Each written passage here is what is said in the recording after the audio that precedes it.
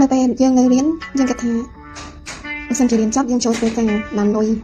មានប្រាក់ចំណូលផ្ទាល់ខ្លួនអាចចាយវាមកសេរីបានអាចនឹងស៊ាំគិតតែសុខចិត្តតែនៅពេលដែលយើងរៀនចប់ហើយយើងចូលធ្វើការ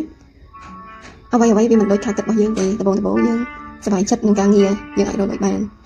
ប៉ុន្តែយើងធ្វើការយូរទៅយើងដឹងថានៅក្នុងកន្លែងធ្វើការហ្នឹងមានអីខ្លះយើងត្រូវជួបអីខ្លះពីសំណាក់មនុស្សនៅជុំវិញខ្លួនយើងពេលខ្លះគេមិនធ្វើល្អដល់យើងគេគិតយើងគិតថាគេហ្នឹងគឺជាមិត្តរបស់យើងប៉ុន្តែយើងមិនដឹងទេថាគំនិតរបស់គេហ្នឹងគេគិតមិនលើយើង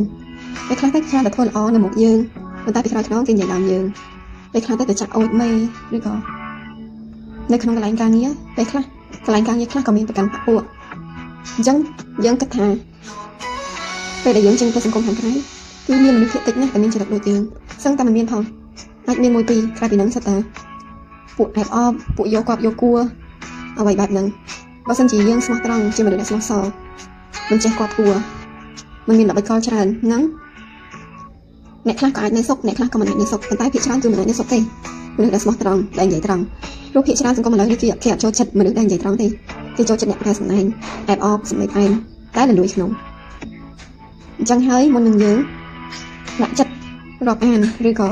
ដាក់ចិត្តនិយាយរឿងក្នុងចិត្តប្រាប់យើងត្រូវមើលមនុស្សហ្នឹងយើងត្រូវស្គាល់មនុស្សហ្នឹងឲ្យច្បាស់ព្រោះបើសិនជាយើងស្គាល់មិនច្បាស់ទេយើងយករឿងក្នុងចិត្តរបស់យើងទៅនិយាយប្រាប់គេឃើញគេល្អជាមួយយើងហើយយើងបើកចិត្តនិយាយប្រាប់គេបើប៉ះចំមនុស្សល្អមិនអីទេតែបើប៉ះចំមនុស្សតែគេគិតអាក្រក់លើយើងគឺ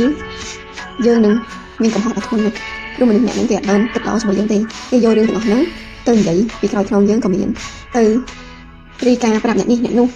បង្ខូចគេឈ្មោះរបស់យើងក៏មានអញ្ចឹងហើយបើសិនជាយើងរស់នៅក្នុងកន្លែងការងារបែបហ្នឹងតើយើងនឹងទ្រាំនៅអត់យើងគឺជាកំសាយប៉ុន្តែគេនោះគឺជាខ្លាំងហើយគេមានបាក់ពួកខ្លាំងរបស់គេភ្នែកខ្លាំងរបស់គេចាំសម្លឹងមើលចាំចាប់កំហុសយើងរហូត